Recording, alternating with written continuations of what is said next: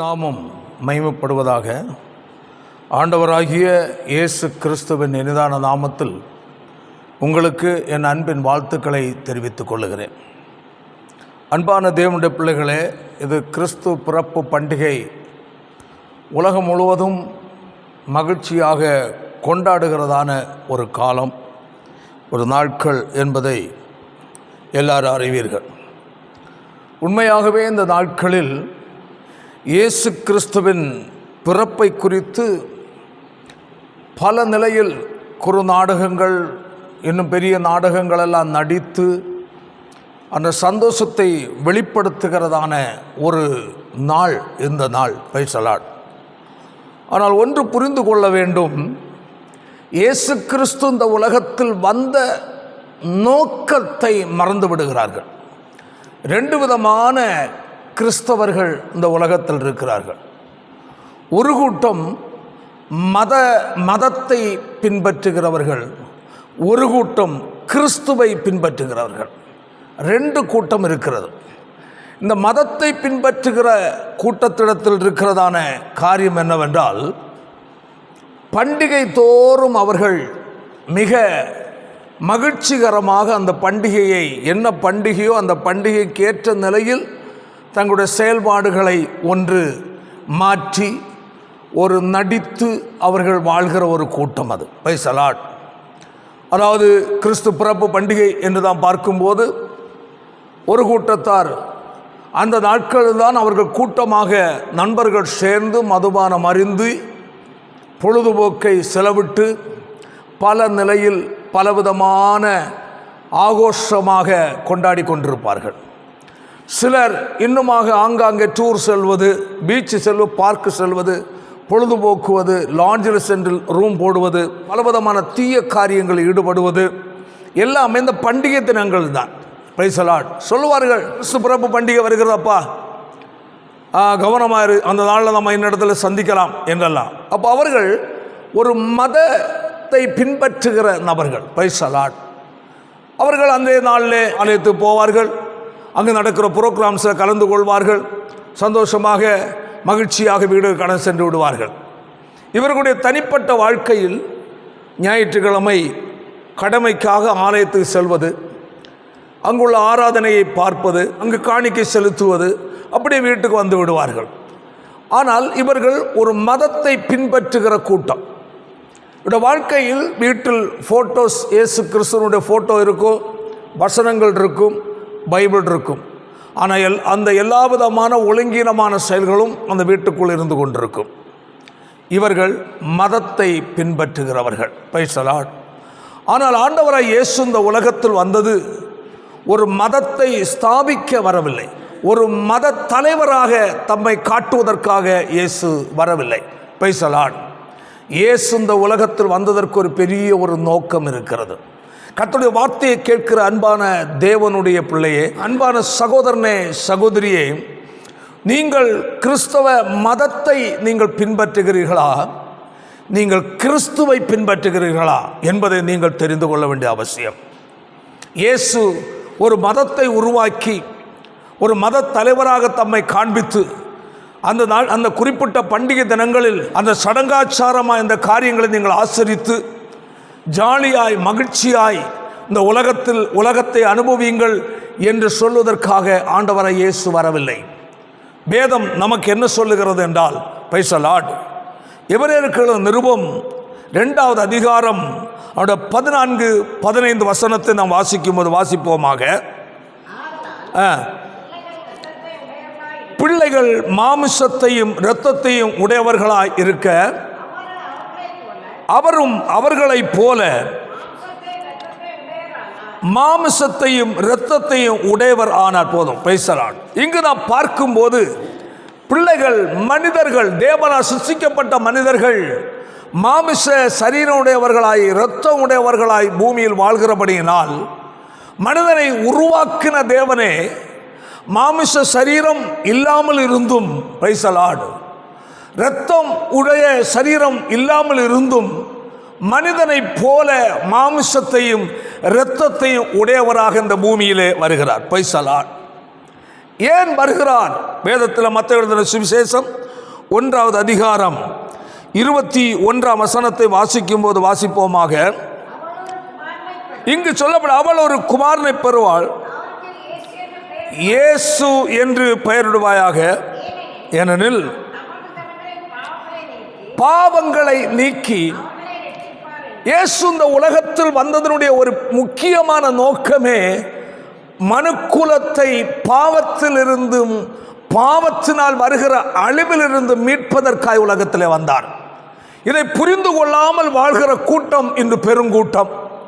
கிறிஸ்தவன் என்று பெயரை வைத்துக்கொண்டு, கிறிஸ்தவள் என்ற பெயரை வைத்துக்கொண்டு, கழுத்தில் ஒரு சிலுவையை போட்டுக்கொண்டு, பிரைஸ் தி லார்ட், நானும் கிறிஸ்தவன் தான், ஒரு கிறிஸ்தவ பெயர் வைத்துக்கொண்டு நானும் கிறிஸ்தவள் தான் என்று சொல்லிக்கொண்டு உலகத்தில் எல்லாரும் செய்கிறது போல ஒழுங்கற்ற தீய காரியங்களை செய்து பாவங்களுக்கு வாழ்க்கையில் இடம் கொடுத்து தாறுமாறாக ஒரு தெய்வ பயமற்ற நிலையில் வாழ்கிறதான ஒரு பெருங்கூட்டம் இந்த உலகத்தில் இருக்கிறது.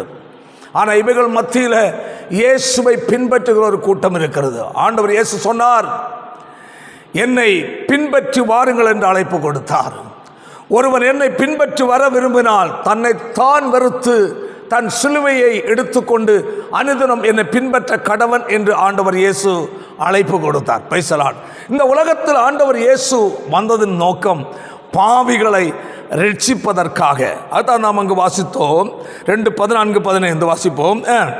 பிள்ளை ஆதலால் பிள்ளைகள் மாமிசத்தையும் இரத்தத்தையும் உடையவர்களாய் இருக்க அவரும் அவர்களைப் போல மாமிசத்தையும் இரத்தத்தையும் உடையவர் ஆனார் என்று கர்த்தருடைய வேதம் சொல்லுகிறது. ஹல்லேலூயா.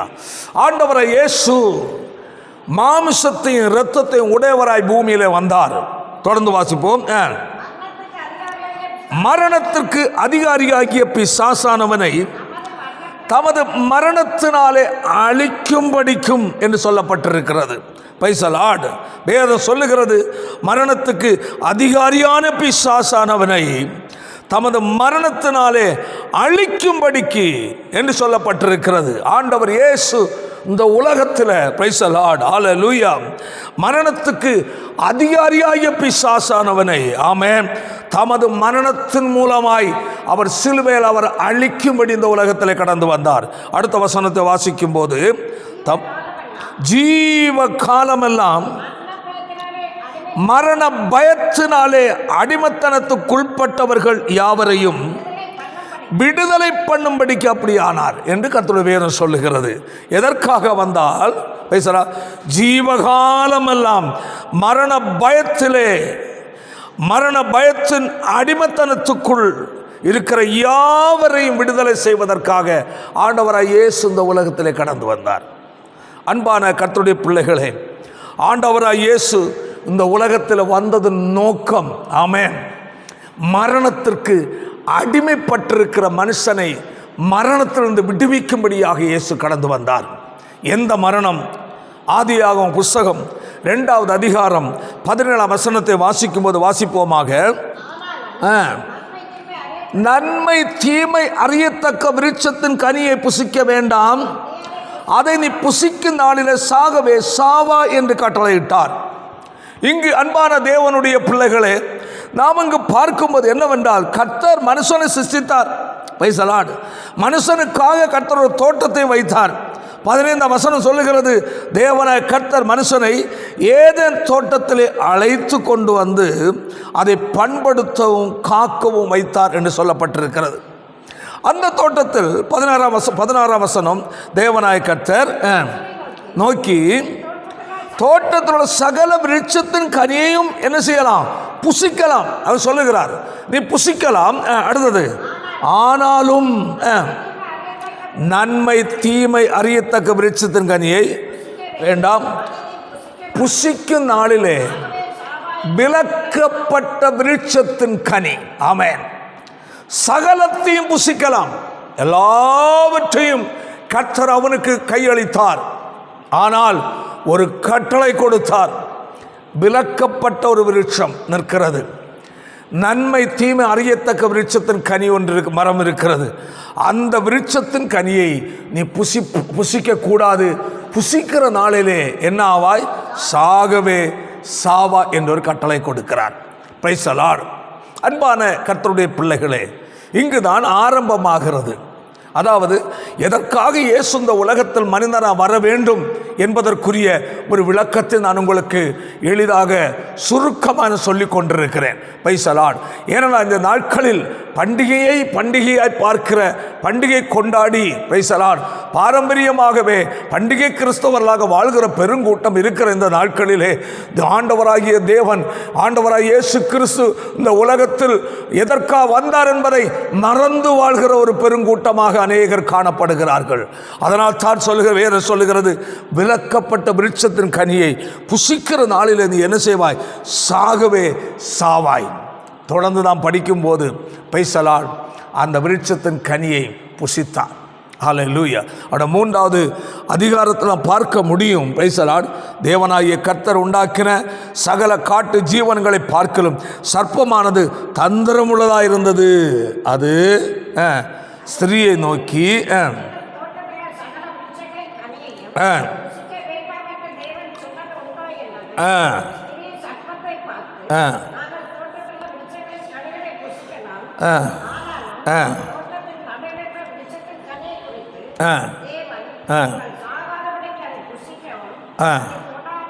போதும். அங்கு என்ன சொல்லப்பட்டிருந்தால், அந்த சர்ப்பத்தினுடைய ஆலோசனை படி அந்த ஸ்திரீ அந்த கனியை பறித்தாள், அவள் புசித்தாள், புருஷனும் கொடுத்தாள். Price the Lord. ஆண்டவர் சொன்னார், அதை புசிக்கிற நாளிலே சாகவே சாவாய். 2 சம்பவம் சாவு 2 சொல்லப்பட்டிருக்கிறது.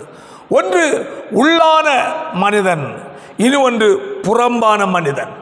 ஆதியா புஸ்தகத்தில் வாழ்ந்த மனிதர்களை குறித்து நாம் பார்க்க முடியும். சுமார் 1000 ஆண்டு காலம் பக்கம் மனிதர்கள் உயிர் வாழ்ந்திருக்கிறார்கள். Praise the lord. சாவு, பிரைஸ் தி லார்ட், முதலாவது விலக்கின விருட்சத்தின் கனியை புசிக்கும் போது முதலாவது உள்ளான ஆத்துமா சாவாகிய இருளை சந்தித்தது. வேதம் சொல்லுகிறது, மனுஷனை உருவாக்கி மனுஷனுடைய நாசியிலே ஜீவ சுவாசத்தை கர்த்தர் ஊதினார், அவன் ஜீவ ஆத்துமா உள்ள மனுஷனாய் மாறினான் சொல்லப்பட்டிருக்கிறது. அந்த ஜீவன் நஷ்டப்பட்டது. ஆமென். அந்த ஜீவன் நஷ்டப்பட்ட போது அவனுடைய ஆத்துமா இருள் அடைந்தது, அவனுடைய ஆவி கெட்டு போனது. ஜீவ சுவாசத்தை ஊதின ஆண்டவர், பிரைஸ் தி லார்ட், அவனுடைய ஆத்துமா அழிந்தது, கெட்டு மரணத்தை சந்தித்தது, இருளடைந்தது, அவனுடைய ஆவி கெட்டது, அவன் சரீரம் கரைபடிந்தது. 3 நிலையில் அவனுடைய வாழ்க்கையில் ஒரே மீறுதல் நிமித்தமாக ஏற்படுகிறது. Price the Lord. தோட்டத்தில் வெளியே தள்ளப்படுகிறான். அடுத்தபடியாக அவனுடைய வாழ்க்கையில் அடுத்த ஒரு சாவு காத்திருக்கிறது. என்ன? நித்திய தண்டனை. ஆமென். அதாவது வேற சொல்லுகிறது, பிரைஸ் தி லார்ட், 2ஆம் மரணம். Price the Lord. அக்கினி கந்தமிடுற கடல். அவருடைய வாழ்க்கையில் அந்த தண்டனைக்கு ஏதுவான ஒரு மனிதனாய் தோட்டத்தை விட்டு வெளியே கடந்து வருகிறான். Price the lord. வேதம் சொல்லுகிறது, ரோமருக்கு நிருபம் 5வது அதிகாரம் 12ஆம் வசனத்தை வாசிக்கும் போது வாசிப்போமாக. ரோமர் 5:12. ஒரே மனிதனாலே பாவமும் மரணமும். பாருங்கள், எவ்வளவு ஒரு தெளிவான ஒரு கர்த்தருடைய வார்த்தையை நாம் அங்கு பார்க்கிறோம். வாசிப்போம் ஒரு முறை கூட. ஒரே மனிதனாலே பாவம், இந்த பாவம் இந்த உலகத்தில் பிரவேசிக்கிறது. ஆமென். முதல் மனிதன் செய்த மீறுதலாகிய பாவத்தின் நிமித்தம் பூமியில் பிறந்து கொண்டிருக்கிற சகல மனிதனும் பாவியாக மாற்றப்பட்டான். அதான் சொல்லப்பட்டிருக்கிறது. இப்படியாக ஒரே மனிதனாலே பாவமும் பாவத்தினாலே மரணமும் உலகத்தில் என்ன செய்ததாம்? பிரவேசித்தது என்று சொல்லப்பட்டிருக்கிறது. மனிதனை மரணம், பிரைஸ் தி லார்ட், பிடித்தது. அல்லேலூயா. அது எந்த மரணம்? நித்திய மரணம். அல்லேலூயா. Praise the lord. அதாவது நரகம் என்பது மனிதனுக்கு ஆயத்தப்படுத்தப்பட்டதல்ல, சாத்தானுக்கு ஆயத்தப்படுத்த வேண்டியது. ஆமென். சாத்தானுக்கு ஆயத்தப்படுத்தப்பட்டதான அக்னி கந்து வர்ற கடலுக்கு நேராக, ஆமென், சத்துருவானவன் தன்னுடைய தந்திரத்தினாலே மனிதனையும் திசை திருப்பி கொண்டு போகிறான். அதுதான் இங்கே நடந்து கொண்டிருக்கிறது. வேதம் சொல்லுகிறது, இப்படி ஒரே மனிதனாலே பாவமும் பாவத்தினாலே என்ன உண்டானது, மரணமும் பிரவேசித்தது போல எல்லா மனுஷரும் பாவம் செய்தபடியால் மரணம் எல்லாருக்கும் வந்தது போலவும் இதுவும் ஆயிற்று. பாருங்கள், எவ்வளவு அருமையான தெளிவான ஒரு கர்த்தருடைய வார்த்தை. ஆமென். ஒரே மனிதனால் பாவம், பாவத்தினாலே மரணமும் உலகத்திலே பிரவேசித்தது, சகல மனிதனை இந்த பாவம் மரணம் பிடித்தது. ஆமென். ஆதாமிடத்தில் பிறந்த சகல மனிதனும் அந்த ஒரே மனிதனது சந்ததிகள் தான் உலகம் முழுவதும் இன்று பறந்திருப்பது. அதாவது மரித்த, பிறந்த, பிறக்கப் போகிற, வாழ்ந்து கொண்டிருக்கிற எல்லா மனிதனும் தேவன் சிருஷ்டித்த அந்த ஒரே மனிதனுடைய சந்ததி என்பதை மறந்துவிடக்கூடாது. அந்த ஒரே மனிதன் ஒரு மீறுதலாகிய பாவம் செய்தபடியினால் வேதம் சொல்லுகிறது, அவன் மூலமாய் பாவம் மனிதனுக்குள்ளே பிரவேசித்தது, பாவத்தினால் மரணமும் உலகத்திலே பிரவேசித்தது. எல்லா மனிதனும் பாவியாய் மாற்றப்பட்டான். அப்படி என்றால் எல்லாரும் பாவத்தின் சம்பளம் மரணமாகிய நரக தண்டனைக்குரிய மனுஷனாய் மாறிவிட்டான். வேதம் சொல்லுகிறது, அதுதான் இங்கு சொல்லப்பட்டிருக்கிறது. அப்படி பார்க்கும்போது மரணம் எல்லாருக்கும் வந்தது போல என்று சொல்லப்பட்டிருக்கிறது. அவருடைய 5:10 நாம் வாசிக்கும் போது இப்படி சொல்லப்பட்டிருக்கிறது, நாம் தேவனுக்கு சத்துருக்களாய் மாறிவிட்டோம், நாம் தேவனற்றவர்களாய் தேவனுக்கு எதிரிகளாய் மாறிவிட்டோம். ஆமென். மனுஷனை சிருஷ்டித்த தேவனாகிய கர்த்தர், வேதம் சொல்லுகிறது, பகல் குளிர்ச்சியான வேளைகளிலே, அல்லேலூயா, தாம் சிருஷ்டித்த மனுஷனாகிய ஆதாம் ஏவலோடு கூட தோட்டத்தில் உலாவுகிற தேவனாயிருந்தார். மனிதனுக்கும் தேவனுக்கும் ஒரு ஆழமான ஒரு நெருக்கம் இருந்தது. அதாவது யானோக்கு குறித்து சொல்லும்போது 300 ஆண்டுகள் தேவனோடு சஞ்சரித்தான் சொல்லப்பட்டிருக்கிறது. மனிதன் தேவனோடு வாழ்வதற்கு, தேவனோடு சஞ்சரிப்பதற்காக தேவனை சிருஷ்டிக்கப்பட்ட மனுஷன். ஆமென். தேவன் பரிசுத்தமான தேவன். இந்த பரிசுத்தமான தேவனோடு சஞ்சரிக்க வேண்டும் என்றால் மனிதனுக்கும் பரிசுத்தம் தேவை. அல்லேலூயா. அவன் மீறுதலுக்கு முன்னதாய் பாவம் செய்யாதவனாயிருந்தான், அவன் பரிசுத்தம் உள்ளவனாயிருந்தான், அவன் தேவனோடு சஞ்சரித்தான். எப்பொழுது மீறுதலினால் பாவம் பிரவேசித்ததோ அப்பொழுது தேவனுக்கும் மனுஷனுக்கு உரிய தொடர்பு துண்டிக்கப்பட்டது. அதுதான் சொல்லப்பட்டிருக்கிறது, நாம் தேவனுக்கு சத்துருக்களாயிருக்கையில் என்று சொல்லப்பட்டிருக்கிறது. நம் அனைவரும் தேவனுக்கு சத்துருக்களாய் மாறணும். ஆமென். வேதம் சொல்லுகிறது, பாவத்தின் சம்பளம் மரணம், தேவனுடைய கிருபை வருமோ. பிரைசலாட். வாசிப்போம் வசனத்தை. பாவத்தின் சம்பளம் மரணம், தேவனுடைய கிருபை வரமோ நம்முடைய கர்த்தராகிய இயேசு கிறிஸ்துவினால் நித்திய ஜீவன், நித்திய வாழ்வு, நிரந்தர வாழ்வு. ஆமென். யார் மூலமாய்? இயேசு கிறிஸ்துவின் மூலமாய். ஆமென். அல்லேலூயா. வேதம் சொல்லுகிறது, ஒரே மனிதனால், ஆமென், மனிதனால் பாவமும் பாவத்தினாலே மரணமும் உலகத்திலே வந்தது. அல்லேலூயா. சொல்லி பிரவேசித்தது. எல்லா மனுஷரும் பாவம் செய்தபடியால், அல்லேலூயா, மரணம் எல்லாருக்கும் வந்ததுன்னு சொல்லப்பட்டிருக்கிறது. ஆனால் பாவத்தின் சம்பளம் மரணம், அக்னி கந்தம், நரகத்தில் நரக தண்டனை. தேவனுடைய கிருபை வரமோ நம்முடைய கர்த்தராகிய இயேசு கிறிஸ்துவினால் உண்டாகிற என்னது? நித்திய ஜீவன். அப்போ இயேசு எதற்காக வந்தார்? பாவத்தில் வாழ்கிற மனுஷனே, நீ பாவத்தில் வாழ்ந்து பண்டிகைதோறும் உன் மனம் போல வாழ்ந்து, மனம் போல மதுபானம் அருந்தி, மனம் போல உன் மன விருப்பப்படி எல்லா பாவத்தையும் செய்து ஜாலியாக மகிழ்ச்சியாக வாழ்ந்து பண்டிகையை முடித்துவிடு என்று சொல்லி அல்ல கர்த்தர் வந்தது உலகத்தில். உலகத்தில் வந்தது ஒரே மனுஷன் மூலமாய் உலகத்தில் பாவம் பிரவேசித்தது. ஆமென். அந்த பாவத்தின் மூலமாய் எல்லா மனிதனுக்கும் மரணமாகிய நரக தண்டனை காத்திருக்கிறது. வேதம் சொல்லுகிறது, பாவத்தின் சம்பளம் மரணம். அந்த மனிதன் மூலமாய் சகல மனிதனுக்கும் மரணம். அக்னி கந்தமிரு நரக கடல். இதிலிருந்து விடுவிப்பதற்காக வேதம் நாம் வாசித்தோம் அல்லவா, பிள்ளைகள் மாம்சத்தையும் இரத்தத்தையும் உடையவர்களாக இருக்க அவரும் அவர்களைப் போல மாம்சத்தையும் இரத்தத்தையும் உடையவர் ஆனார். மட்டுமல்ல, அடுத்த வசனம், மரணத்துக்கு அதிகாரியான பிசாசானவனை தமது மரணத்தாலே அழிக்கும்படியாக சொல்லப்பட்டது. ஹல்லேலூயா. இந்த மனிதனுக்குள் மரணமாகிய ஆமென் நரக தண்டனைக்கு ஆளாக்கின ஒருவன் இருக்கிறான். அவன் தான் சாத்தான். ஆமென். வேதம் சொல்லுகிறது, அந்த மரணத்திற்கு அதிகாரியாகிய பிசாசானவனை இயேசு கிறிஸ்து தம்முடைய சிலுவை மரணத்தின் மூலமாய் ஆமென் அவனை என்ன செய்வதற்காய் அழிக்கும்படியாய் அவனுடைய வல்லமையை அழித்து அவன் பைசலாட் அவனிடத்திலிருந்து மனுமக்களை மீட்பதற்காக இந்த உலகத்தில் வந்தார். மனுஷனை நீ எப்படியே வாழ்ந்து நரகத்துக்கு போக என்று விட இல்லை, அவனை விடுவிக்க கடந்து வந்தார். பாருங்கள், அடுத்த வசனம் சொல்லுகிறது, ஜீவ காலமெல்லாம் மரண பயத்தினாலே அடிமைத்தனத்துக்குள்பட்டிருக்கிற யாவரையும் விடுதலை ஆக்கும்படி அப்படியானார். ஜீவகாலம் பூரா ஆமென் பிறக்கிற மனுஷன் அவன் பாவியாய் பிறக்கிறான். அவன் உடம்பில் பாவரத்தம், ஜென்ம பாவங்கள், கர்ம பாவங்கள், இவருடைய பாவம் அவனை எலும்பில் ஒட்டி கொண்டிருக்கிறது சொல்லப்பட்டிருக்கிறது.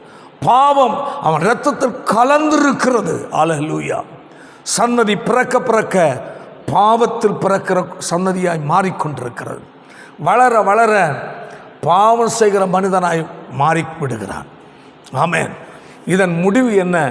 அக்னியும் கந்தகமும் ஏறுகிற நரக கடல். பைசலாட். அதிலிருந்து தப்புவிக்க எந்த வல்லமையாலும் முடியாது. பைசலாட். அந்த நிலையிலிருந்து விடுவிப்பதற்காக தான் பரலோகத்தின் தேவனாய கர்த்தர் பூமியில் மனிதனாய் கடந்து வந்தார். யோவான் எழுதின சுவிசேஷம் 3வது அதிகாரம் 16ஆம் வசனத்தை வாசிக்கும் போது வாசிப்போம். தேவன் தம்முடைய ஒரே பேரான குமாரனை விசுவாசிக்கிறவன் எவனோ அவன் கெட்டு போகாமல் நித்திய ஜீவன் அடையும்படிக்கு அவரை தந்தருளி இவ்வளவாய் உலகத்தில் அன்பு கூர்ந்தார். ஹல்லேலூயா. Praise the lord. வேதம் சொல்லுகிறது, தேவன் தம்முடைய ஒரே பேரான குமாரனை ஆமென் விசுவாசிக்கிறவன் எவனோ ஒரே பேரான குமாரன் தேவ குமாரனாய் உலகத்தில் அவர் வெளிப்பட்டார். ஆமென். நாம் முதலாவது வாசித்தோம் மத்தேயுவில் என்ன வாசிப்போம், அவள் ஒரு குமாரனை பெறுவாள், இயேசு என்று பெயரிடுவாயாக, தமது ஜனங்களின் பாவங்களை நீக்கி ரட்சிக்கிறார். ஆமென். அல்லேலூயா. வேறு தேவன் தம்முடைய ஒரே பேரான குமாரனை தேவ குமாரனாய் உலகத்தில் வந்தார். தேவன் மாமிசத்தில் வெளிப்பட்டார். ஆதியிலே வார்த்தை இருந்தது, அந்த வார்த்தை தேவனிடத்தில் இருந்தது, அந்த வார்த்தை தேவனாய் இருந்தது.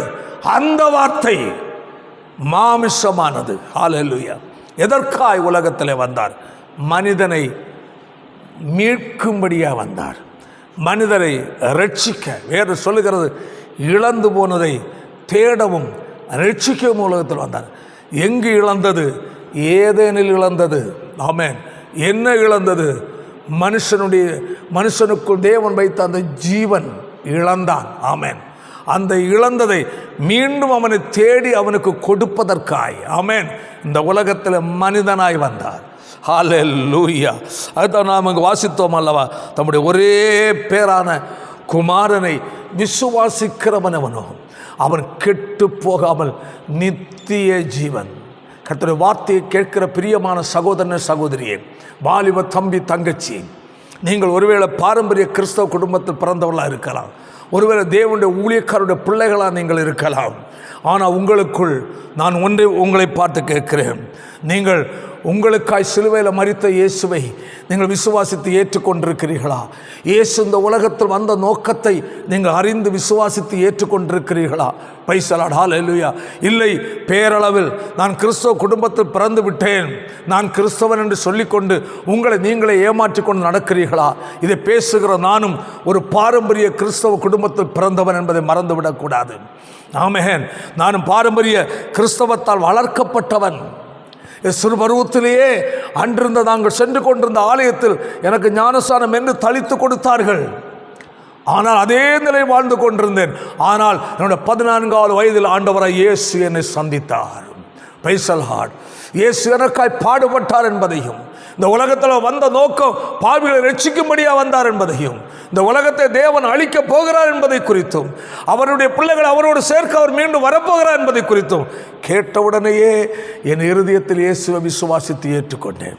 ஆண்டவரே, எனக்காக இந்த உலகத்தில் மனிதனாய் வந்தீரேன், என்னுடைய பாவத்திற்கு அந்த சிலுவையில் நீர் மரித்தீரே அப்பா, என்னை மன்னியும், என்னை உம்முடைய மகனாய் மாற்றும் என்று சொல்லி அருமை ஆண்டவராய் இயேசுவின் சொந்த ரட்சகராய் ஏற்றுக்கொண்டேன். ஏற்றுக்கொண்ட அந்த மாத்திரத்திலேயே எனக்கு ஒரு புதிய ஒரு சிந்தை உள்ள இருதயத்தை ஆண்டவர் கொடுத்தார். ஒரு புதிய மனிதனை என்னை மாற்றினார். ஹல்லேலூயா. கர்த்தருடைய வார்த்தையை கேட்கிற அன்பான சகோதரனே, சகோதரியே, நீ ஒருவேளை பாரம்பரிய குடும்பத்தில் பிறந்திருக்கலாம், கிறிஸ்துவ பெற்றோரால் வளர்க்கப்பட்டிருக்கலாம், ஒரு தேவனுடைய ஊழியக்காரருடைய பிள்ளைகளாக இருக்கலாம். யாராக இருந்தாலும் ஆமென், உங்கள் வாழ்க்கையில் ஒரு மனம் திரும்புதல் தேவை. நான் ஆலயத்துக்கு போகிறேன், நான் சென்று வருகிறேன், ஆண்டவரை தான் துதிக்கிறேன், புகழ்கிறேன், உண்மைதான். போகலாம், வரலாம், பரலோகம் போக முடியாது.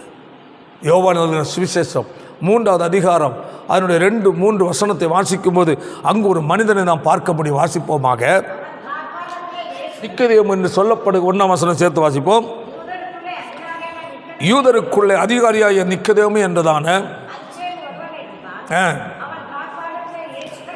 இயேசுவிடத்தில் வந்து, நீ தேவனிடத்தில் வந்த போதகர் என்பதை அறிவேன்,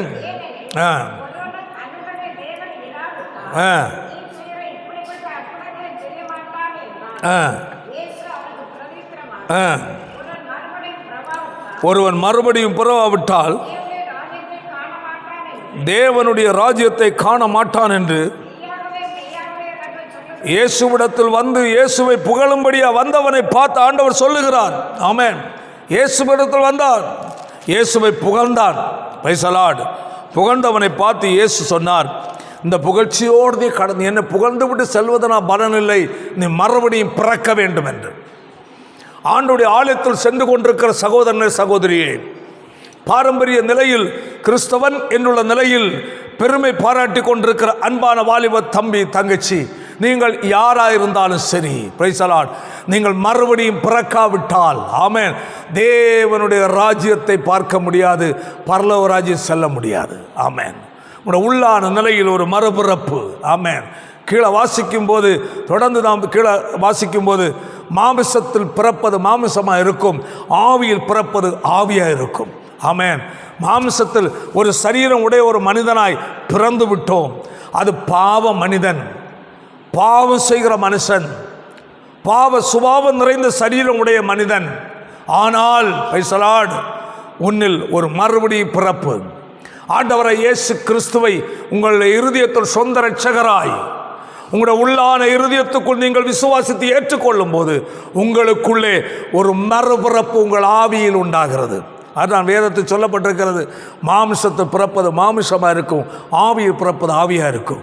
உள்ளான ஆவியில் ஒரு மறுபிறப்பு, உள்ளான இருதயத்தில் ஒரு மனம் திரும்புதல். ஆமென்.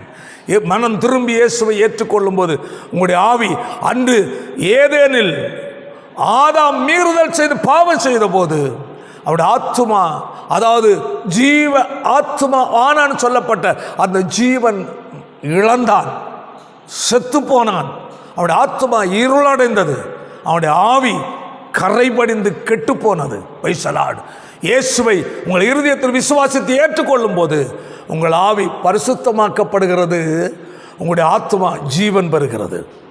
யோவான் 10:10 வாசிக்கும் போது இப்படி சொல்லப்பட்டிருக்கிறது, நானோ அவைகளுக்கு ஜீவன் உண்டாயிருக்கவும் அது பரிபூரண படவும் வந்தேன் என்று இயேசு சொன்னார். அதுக்கு முந்தின பாயிண்ட், திருடன் திருடவும் கொல்லவும் அழிக்கவும் என்று வேறொன்றுக்கு வரான். திருடன் திருடினான். ஆமென். திருடினான். தேவனுக்கும் மனிதனுக்குரிய உறவை திருடினான். ஆமென். அவருடைய ஜீவனை திருடினான். அவருடைய ஆவி கரைபடிந்து போனது, கெட்டு போனது. ஆமென். திருடன் திருடவும் கொல்லவும் அழிக்கவும் வந்தான். ஏதேனில் போன திருடனாகிய சாத்தான் இன்று மனிதர்கள் எல்லாரும் பார்த்து கொண்டிருக்கிறான். பிரைஸ். அவனை தன்னுடைய கட்டுப்பாட்டில் திருடி வைத்திருக்கிறான். பாவம் செய்கிற மனிதனாய், அக்கிரமம் செய்கிற மனிதனாய் திருடி தன் கட்டுப்பாட்டு வைத்திருக்கிறான்.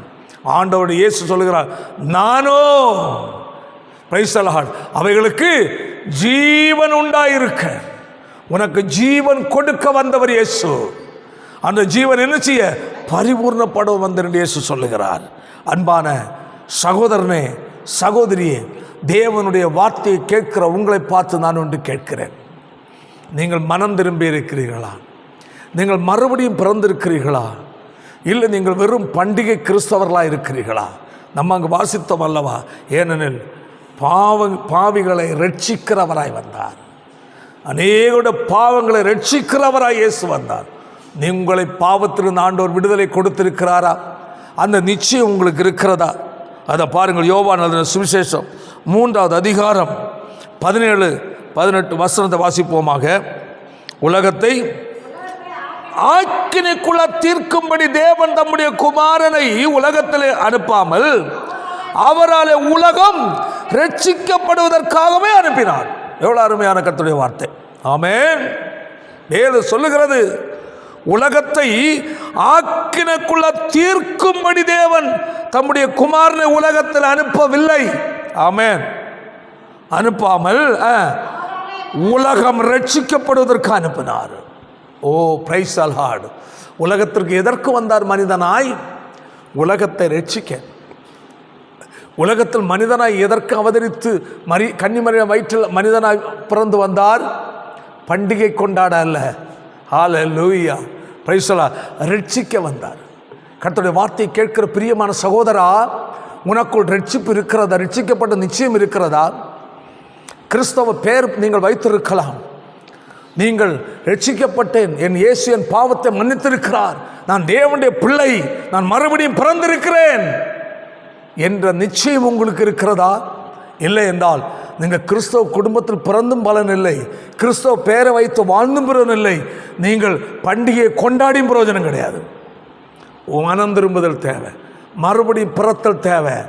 இயேசு உனக்காய் வந்த நோக்கத்தை உன் வாழ்க்கையில் நீ அடைந்து கொள். உன்னை ரட்சிக்க வந்தார், உன்னை மீட்க வந்தார், உன்னை அழிவிலிருந்து தப்புவிக்க வந்தார், நரக தண்டனை உன்னை காப்பாற்றுவதற்காக வந்தார். உனக்கும் எனக்குரிய தண்டனையை அருமை ஆண்டவரை இயேசு சிலுவையிலே சுமந்தார். ஆமென். பாவிகளை ரட்சிக்க. ஆமென். பாவியான மனுஷனை ரட்சிக்க, இழந்து போனதை தேட ரட்சிக்க. ஆமென். அழிவை நோக்கி போய்கொண்டிருக்கிற மனுஷனை அழிவிலிருந்து விடுவிக்க இயேசு கடந்து வந்தார். நீங்களும் நானும் அனுபவிக்க வேண்டியதான பாவத்திற்குரிய தண்டனையை இயேசு தம்முடைய சரீரத்தில் ஏற்றெடுத்தார். ஓ மனிதனே, நீ நரக தண்டனை ஆகிய நித்திய மரணத்துக்கு போக வேண்டாம். உனக்கு பதிலாய் உன்னை உருவாக்கின தேவனாகிய நான் உன் தண்டனையை நான் என் சரீரத்தில் ஏற்றுக்கொள்கிறேன்னு சொல்லி சிலுவையில் அவர் மரித்தார். அதுதான் நம்ம ஈஸ்டர் என்று கொண்டாடுகிறோம். சிலுவையில் உனக்காய் மரித்தார். அந்த இயேசு உனக்கு சொந்தமாக இருக்கிறாரா? சிலுவையில் மரித்த இயேசு எனக்காய் மரித்தார். அவர் சிந்தின இரத்தம் என் பாவங்கள் போக கழுவப்பட அவர் சிந்தினார். இயேசுவை நான் பாவி என்று இயேசுவை விசுவாசித்து ஏற்றுக்கொண்டு மனம் திரும்பி மறுபடியும் பிறந்த அனுபவம் இருக்கிறதா? இல்லை என்றால் அன்பு நண்பனே, நீ போகிற பாதை தவறான பாதை.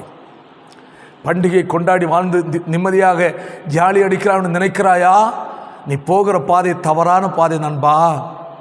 உன் வாழ்க்கையின் முடிவு பரிதாபமாய் மாறிவிடும். ஐயோ, நான் பாரம்பரியமாக பாட்டி தாத்தன் காலத்திலே கிறிஸ்தவர்கள் இருக்கலாம், அது உன்னை பரலோகம் கொண்டு செல்லாது. Price the Lord. யார் காலத்தில் கிறிஸ்தவன் தான், ஐயோ நான் பாஸ்டருடைய மகன், நீ யாருடைய மகனாக இருந்தாலும் நீ மறுபடியும் பிறக்க வேண்டும்.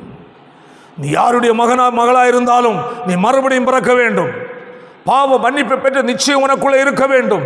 இல்லை என்றால் உன் வாழ்க்கை பெரிய நஷ்டத்தை நோக்கி ஓடிக்கொண்டிருக்கிறது. உன் வாழ்க்கையின் முடிவு வேதனைக்குரிய முடிவு.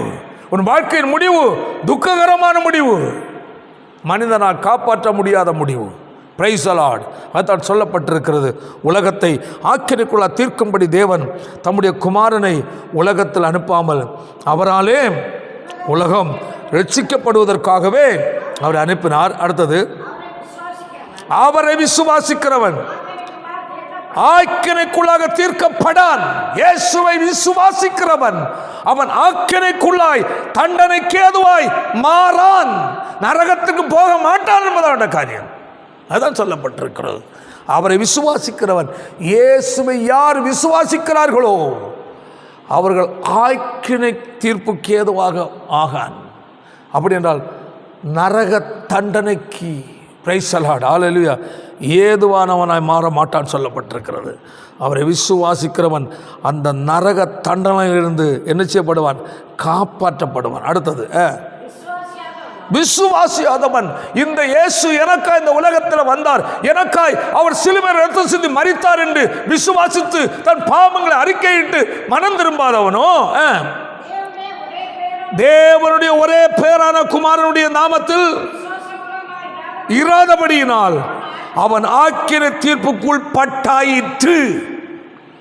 ஆக்கினை தீர்ப்புக்குள் பட்டாயிற்று. அவ்வளவுதான், முடிந்தது.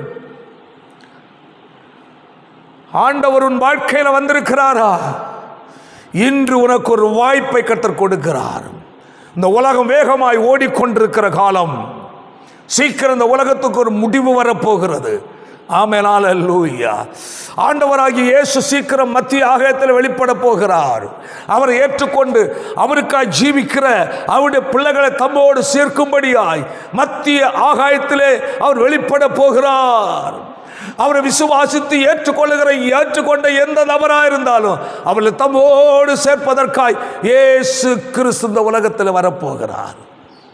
Price the Lord. அன்பான நண்பனே, ஒன்றில் இந்த காலத்தில் இயேசு வரலாம், அல்லது உன்னை மரணம் பிடிக்கலாம். மனுஷனை மரணம் எப்பொழுது பிடிக்கும், எந்த நிலை பிடிக்கும், ராத்திரி பிடிக்குமா, நாளை பிடிக்குமா, இன்று பிடிக்குமா தெரியாது. நீ பல திட்டம் தீட்டி வாழ்ந்து கொண்டிருக்கலாம், பல பிளானோடு நீ வாழ்ந்து கொண்டிருக்கலாம், பல தூர பார்வையோடு வாழ்ந்து கொண்டிருக்கலாம், பெரிய தொழில் செய்ய வேண்டும் என்று நினைத்து கொண்டிருக்கலாம், பல லட்சங்கள் கோடிக்கு அதிபதியாக மாற வேண்டும் நினைத்து கொண்டிருக்கலாம், படித்து பட்டதாரியாக மாற வேண்டும் நினைத்து கொண்டிருக்கலாம், படித்து ஜாப் பெற்றுக்கொள்ள வேண்டும் என்று நினைத்து கொண்டிருக்கலாம், நல்ல திருமண வாழ்க்கை அமைய வேண்டும் என்று நினைத்து கொண்டிருக்கலாம். மனிதனே, உனக்கு ஆண்டவர் கொடுக்கிற காலம் எவ்வளவு காலம் என்று தெரியாது. உன் வாழ்க்கை நீடித்திருந்தால் சில காரியங்கள் நீ செய்யலாம். இல்லை, இன்று நீ வந்தாக வேண்டும் என்று மரணம் உன்னை பிடித்தால் உன்னை தப்புவிக்க எந்த வல்லமையாலும் முடியாது. ஆனால் உன்னை தப்புவிக்க ஒரே ஒருவர், ஆண்டவர் இயேசு. மகனே, உனக்காய் நான் சிலுவையில் மரித்தேன், உனக்காய் இந்த உலகத்தில் வந்தேன். நீ ஒரு பண்டிகை கிறிஸ்தவனை மட்டும் வாழ்ந்து உன் வாழ்க்கையை முடிப்பதற்காக அல்ல, உன்னை மீட்க. அதை வாசித்தது போல அவரை விசுவாசிக்கிறவன் ஆக்கினைக்குள்ள தீர்க்கப்படான். ஆமென். விசுவாசியாதவனோ தேவனுடைய ஒரே பேரான குமாரனுடைய நாமத்தில் விசுவாசம் உள்ளவனாய் இராதபடியினால் அவன் ஆக்கினை தீர்ப்புக்குள் பட்டாயிற்று. உன் வாழ்க்கையில் ஜட்ஜ்மென்ட் முடிஞ்சு போச்சுன்னு அர்த்தம். இன்றைய இரட்சணை நாள், இன்றைய அனுக்கிரக காலம், இன்று நீ மனம் திரும்ப வேண்டிய நாள். நாளை என்பது உன்னுடையதல்ல. ஐஸ்வர்யவான், தனக்கு நிலம் நன்றாய் விளைந்தது, இரவு தூங்கும்போது அவன் கற்பனை பண்ணி கொண்டு தூங்குகிறான். ஐயோ, ஏராளமான தானியங்கள் விளைந்தது, இவைகளை நான் எங்கு வைப்பேன்? நான் ஒன்றை செய்வேன், என் களஞ்சியத்தை இடித்து பெரிதாக்குவேன், அதில் நான் சேர்த்து வைப்பேன். என் ஆத்துமாவே, நீ அநேக ஆண்டுகள் காலங்கள் உண்டு புசித்து சந்தோஷமாக சம்பிரமமாக இரு என்று தன்னைத்தானே பார்த்து சொல்லிக்கொண்டான். அதே நேரத்தில் ஒரு சத்தம் வானத்திலிருந்து வந்தது, மதிகேடனே, இன்று ராத்திரி உன் ஜீவன், உன் ஆத்துமா உன்னை விட்டு எடுக்கப்பட்டால் நீ சேர்த்து வைத்தது யாரை சேரும் என்று. உலகத்தில் நீங்கள் சேர்த்ததை வைத்தோ சேர்த்து கொண்டிருப்பதை வைத்தோ பெருமை பாராட்ட ஒன்றும் கிடையாது. எந்த மனிதனும் சேர்த்ததை கொண்டு செல்வதில்லை. எந்த மனிதனும் பேங்கில் கிடக்கிற பேங்க் பேலன்ஸ் எல்லாம் எடுத்துகிட்டு போவதில்லை. எந்த மனிதன் சொத்து சுகத்தின் பட்டா எல்லாத்தையும் கொண்டு அவன் வேறு எங்கே ஒன்று செய்ய போகிறதில்லை. எல்லாம் விட்டு நிர்வாணியாய் வந்தவன் நிர்வாணியாகவே கடை சொல்லுகிறான். ஆனால் பூமியில் நீ வாழும்போது தெரிந்து கொள்ள ஒரே ஒருவர் இருக்கிறார். உனக்காக பைசலா ஜீவனை கொடுத்த இயேசு. உனக்கு அந்த பூமியில் மனிதனாய் கிறிஸ்து பிறப்பு என்று நீ கொண்டாடுகிறாயே, அந்த மனிதனாய் அவதரித்து வந்த இயேசு உனக்காய் சிலுவையில் பாடுபட்ட ஆண்டவர். வேதம் சொல்லுகிறது, நீ அவரை நீ விசுவாசித்தால் ஆக்கினைக்குள்ளாக தீர்க்கப்பட மாட்டாய், காப்பாற்றப்படுவாய். உனக்காய் சிந்தின இரத்தம் உன்னை இப்பொழுது சுத்தமாக்க காத்திருக்கிறது. அன்றவர் சிந்தின இரத்தம் உன்னை சுத்திகரிக்க, அன்று சிலுவையிலிருந்து வடிந்த இரத்தம் உன்னை இன்று அழைக்கிறது. மகனே, உனக்காய் சிந்தின இரத்தம், உனக்காய் சிலுவையில் சிந்தின இரத்தம் உன்னை சுத்திகரிக்க ஆயத்தமாக இருக்கிறது. இன்று ஒன்றே ஒன்று, அவருக்கு உன் இருதயத்தை திறந்து கொடு. இதோ வாசல் படிந்து தட்டுகிறேன். ஒருவனின் சத்தத்தை கேட்டு கதவை திறந்தால் அவனோடு நான் பிரவேசித்து அவனோடு போஜனம் பண்ணுவேன், அவன் என்னோடு போஜனம் பண்ண வேண்டிய இயேசு சொல்லுகிறான். கர்த்தர் உன்னை அழைக்கிறார். கர்த்தருடைய வார்த்தையை கேட்கிற தேவனுடைய பிள்ளை, வேதம் சொல்லுகிறது, அவருடைய நாமத்தின் மேல் விசுவாசம் உள்ளவர்களாகி அவரை ஏற்றுக்கொண்டவர்கள் எத்தனை பேர்களோ அத்தனை பேர்களும் தேவனுடைய பிள்ளைகள் ஆகும்படி அதிகாரத்தை கொடுக்கிறார். ஆமென். இன்று இந்த இயேசுவை நீ உன் வாழ்க்கை சொந்த இரட்சகராய், இயேசுவே என் உள்ளத்தில் வாரும் என்று சொல்லி நீ அழைத்து ஏற்றுக்கொள்வாய் என்றால் இன்று நீ தேவனுடைய பிள்ளை, தேவனுடைய பிள்ளை. ஆமென். வேதம் சொல்லுகிறது, ரோமர் 5:19 வாசிக்கும் போது வாசிப்போமாக, அன்றியும் ஒரே மனிதனுடைய கீழ்ப்படியாமையினாலே அநேகர் பாவிகள் ஆக்கப்பட்டது போல ஒருவருடைய கீழ்ப்படிதலினாலே அநேக நீதிமான்கள் ஆக்கப்படுகிறார்கள். ஆமென். அல்லேலூயா. ஒரே மனிதனுடைய கீழ்ப்படியாமை, அன்று ஏதேனில் கீழ்ப்படியாத காரணத்தினால், தேவன் அவனுக்கு கொடுத்த கட்டளையை மீறினபடியினால், பைசலாட் அவன் யாரா மாறினான்? பாவிகளாய் மாறினார்கள். எல்லா மனிதனும் பாவியாக மாறினார்கள். ஆனால் ஒருவருடைய கீழ்ப்படிதல், ஆண்டவராகிய இயேசு, ஆமென், பரலோகத்தில் அதனுடைய பிலிப்பியர்கள் நிருபத்தில் 2வது அதிகாரம் அவருடைய 6ஆம் வசனம் சொல்லுகிறது, அவர் தேவனுடைய ரூபமாயிருந்தும்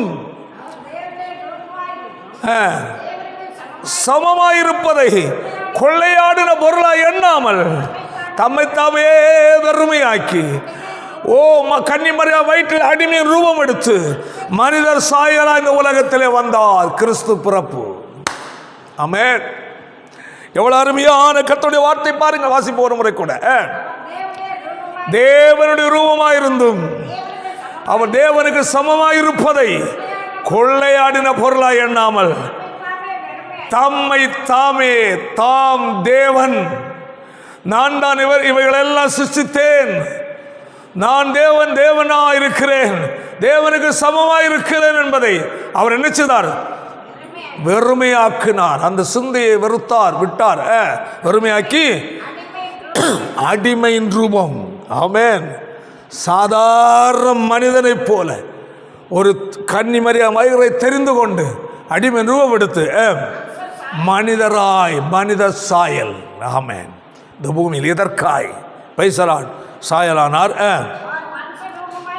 மனுஷ ரூபமாய் காணப்பட்டு மரண பரியந்தம், சிலுவையின் மரண பரியந்தமும் கீழ்ப்படிந்தவராகி, ஆமென். பாருங்கள், ஒரே மனிதனின் கீழ்ப்படியாமையினாலே அநேகர் பாவிகளாக்கப்பட்டது போல ஒருவருடைய கீழ்ப்படிதனாலே, பாருங்கள், ஒருவருடைய கீழ்ப்படிதனால் அநேகர் நீதிமான்களாக்கப்பட்டிருக்கிறார். தேவராஜ்யத்துக்கு தகுதியான நபர் நீதிமான். ஆமென். 2 கொரிந்தியர் 5:14 வாசிக்கும் போது, எல்லாருக்காகவும் ஒருவரே மரித்திருக்க, ஆமென், எல்லாருக்காகவும் ஒருவரே மரித்திருக்க எல்லாரும் மரித்தார்கள் என்று எண்ணப்படுகிறது. Price the Lord. எல்லாருக்காக ஒருவராக மரித்தார். உனக்காக எனக்காக இயேசு மரித்தார். உலகத்தில் பிறக்கப் போகிற பிறந்து கொண்டிருக்கிற வாழ்ந்து கொண்டிருக்கிற அனைவருக்காகவும் மனிதனை சிருஷ்டித்த சிருஷ்டி கர்த்தாவாகிய இயேசு மரித்தார், இரத்தம் சிந்தினார். அவரை விசுவாசிக்கும் போது பாவத்திலிருந்து விடுதலை பெற்று நீதிமான்களாய் மாற்றப்படுகிறார்கள். பாருங்கள், ஆதாமுக்குள் எல்லாரும் மரித்திருக்கிறது போல கிறிஸ்துவுக்குள் எல்லாரும் உயிர்ப்பிக்கப்படுவார்கள். Price the Lord. என்ன சொல்லப்பட்டது? இதோ அதுதான் சொல்ல லோக்காவில் 2:10 சொல்லுகிறது, இதோ எல்லா ஜனத்திற்கும் மிகுந்த சந்தோஷத்தை உண்டாக்கும் நற்செய்தி. அல்லேலூயா. சகோதரா, சகோதரி, பிரைஸ் தி லார்ட். இயேசு உலகத்தில் மனிதனாய் பிறந்த நற்செய்தி. பண்டிகை கொண்டாட அல்ல, பாவம் செய்து ஜாலி அடிக்க அல்ல, எப்படியோ வாழ்ந்து நாளை கடத்தி விட அல்ல. அல்லேலூயா. வேதம் சொல்லுகிறது, எல்லா ஜனத்துக்கும் மிகுந்த சந்தோஷம். என்ன சந்தோஷம்? Price the Lord. மரணத்தின் அதிகாரியான பிசாசானவனை தமது மரணத்தால் என்ன செய்தார்? அழித்தார். மட்டுமல்ல, 15ஆம் வசனம், ஜீவகாலமெல்லாம் வாசிப்போம். எபிரேயர்ல 2:15, ஜீவ காலமெல்லாம் மரண பயத்தினாலே அடிமைத்தனத்துக்குள்ளா இருக்கிற அனைவரையும் விடுதலை பண்ணுவதற்காக. ஆமென். ஹல்லேலூயா. ஆமென். என்ன சந்தோஷம், மிகுந்த சந்தோஷம். ஜீவகாலமெல்லாம் மரணத்துக்கு அடிமைப்பட்டிருக்கிற மனுஷனை விடுவிக்க. ஆமென். மரணத்துக்கு அதிகாரியாக பிசாசை சிலுவையில் அறையும்படி அழிக்க. ஆமென். உன்னையும் என்னையும் அந்த மரண தண்டனையிலிருந்து விடுவிக்கும்படியாக அவர் அப்படியானார். வேதம் சொல்லுகிறது, அவர் தமது ஜனங்களின் பாவங்களை நீக்கி ரட்சிப்பார். மனிதனாய் இயேசு என்ற பெயரில் உலகத்து வந்த இரட்சகர், மாம்சத்தில் வெளிப்பட்ட தேவனாகிய கர்த்தர், ஆமென், உங்களுக்காகவும் எனக்காகவும் இந்த உலகத்தில் வந்தார். நம் அனைவருடைய பாவத்திற்குரிய தண்டனையை தாமே ஏற்றுக்கொண்டு சிலுவையில் மரித்தார். ரத்தம் சிந்து மரித்து அடக்கப்பட்டு 3ஆவது உயிரோடு எழுந்தார். பரத்திற்கு கடல் சென்றிருக்கிறார். இதோ சீக்கிரமாக வருகிறேன்னு சொல்லி போயிருக்கிறார். ஒரு ஸ்தலத்தை உங்களுக்கு ஆயத்தம் பண்ண போகிறேன், ஆயத்தம் பண்ண பின்பு நான் மீண்டும் வந்து நான் உங்களை எனது சேர்த்துக்கொள்ள சொன்ன ஆண்டவர் அது சீக்கிரமாக வரப்போகிறார். இந்த வார்த்தையை கேட்கிற சகோதரா, சகோதரி, இயேசு இந்த உலகத்தில் வந்த நோக்கம் உன் வாழ்க்கை நிறைவேற இருக்கிறதா? நீ ரட்சிக்கப்பட்டிருக்கிறாயா? மனம் திரும்பி இருக்கிறாயா? இயேசு உலகத்தில் வந்து உனக்காய் பாடுபட்டது உனக்காய் என்பதை விசுவாசித்து ஏற்றுக்கொண்டிருக்கிறாயா? அவருடைய இரத்தத்தால் பாவங்கள் போக நீ கழுவி சுத்திகரிக்கப்பட்டிருக்கிறாயா? நீ நீதிமானாக்கப்பட்டிருக்கிறாயா? இல்லை என்றால் இன்று உனக்கு ஒரு வாய்ப்பை தேவன் கொடுக்கிறார். இது கடைசி காலம். நாளை என்பது உனக்கும் எனக்கும் உரிமை பாராட்ட இல்லை. இன்று இந்த நொடிப்பொழுது எனக்கு உங்களுக்கு சொந்தம். நாளை நம்மளால் உரிமை பாராட்ட முடியாது. இன்று ஒரு வாய்ப்பு. மகனே, உன் இருதயத்தை எனக்கு தா என்று ஆண்டவர் கேட்கிறார். மகனே, மகளே, உன் இருதயத்தை எனக்கு தா, நான் உனக்குள் வாசம் பண்ண விரும்புகிற கர்த்தர் அழைக்கிறார். இன்று இந்த இயேசுக்கு நீ இருதயத்தில் இடம் கொடுக்க நீ ஆயத்தமா? நான் உனக்காக ஜெபிக்க போகிறேன். ஒப்பு கொடுப்பாயா? வசனத்தை கேட்கிற நீங்கள் யாராக இருந்தாலும் அந்த இடத்தில் முழங்கால் படியிட முடிந்தால் முழங்கால் படியிடுங்கள். இல்லை என்றால் உட்கார்ந்து கண்ணை மூடுங்கள். இயேசுவே என்னுடைய உள்ளத்தில் வாரு. நீர் இந்த உலகத்தில் வந்தது எனக்காக, நீ ரத்தம் சிந்தி மரித்தது எனக்காக என்பதை நான் அறிவேன். நான் ஒரு பண்டிகை கிறிஸ்தவனாய், பெயர் கிறிஸ்தவனாய், பாரம்பரிய கிறிஸ்தவனாய் இத்தனை காலமாய் வாழ்ந்து விட்டேன். என்னை மன்னி. இது நான் கிறிஸ்தவ மதம் என்று தான் நினைத்தேன். இல்லை, பாவத்திலிருந்து விடுதலை பெற்றுக்கொள்ள ஒரே ஒரு வழி இயேசு ஒருவர் மட்டுமே. ஒப்பு கொடுப்பாயா? நான் உனக்காய் ஜெபிக்கிறேன். நல்ல பிதாவே, நல்ல வேளைக்காய் நன்றியோடு உம்மை ஸ்தோத்திரிக்கிறேன். அன்பாண்டவரே, பண்டிகை காலம், பண்டிகை பண்டிகை என்று மக்கள் பண்டிகையை மட்டும் கொண்டாடி காலத்தை கழித்து வீணாக வாழ்க்கையை முடித்து கொண்டிருக்கிற இந்த காலகட்டத்தில் நீர் எதற்காக இந்த உலகத்தில் வந்தீர் என்பதும் வந்த நோக்கம் என்ன என்பதை குறித்தும் வேத சத்தியத்தின் மூலமாய் கர்த்தர் பேசின வார்த்தைகளுக்காய் ஸ்தோத்திரம். வசனத்தை கேட்ட ஒவ்வொரு உள்ளங்களையும் கர்த்தர் பேசுவீராக, இடைபடுவீராக. தொடர்ந்து உம்முடைய சத்தம் தொனித்து கொண்டிருக்கட்டும் அப்பா. யார் யாரில் அந்த வார்த்தைக்கு இடம் கொடுத்து இருதயத்தில் உம்மை ஏற்றுக்கொண்டு தங்கள் பாவங்களை அறிக்கையிட்டு மனம் திரும்புகிறார்களோ அவளை கர்த்தர் மன்னித்து ராஜ்யத்திற்கு தகுதியுள்ள ஒரு வாழ்க்கை வாழ கர்த்தர் உதவி செய்யும்.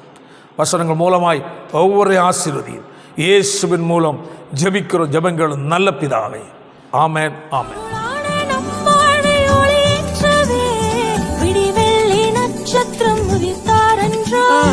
அருளாலே கட்டுண்டோர் விடுவிக்கவே, அருளாலே உதிரத்தை